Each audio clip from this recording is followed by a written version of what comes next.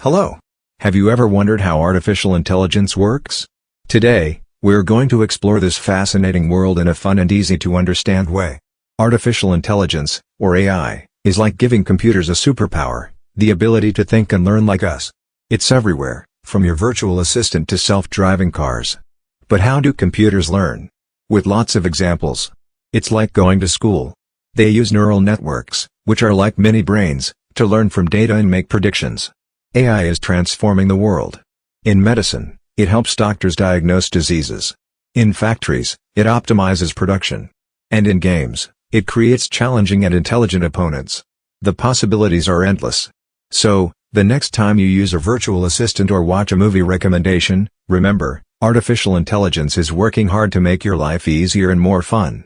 We love hearing your comments and we post new videos every day, so don't forget to subscribe. See you next time.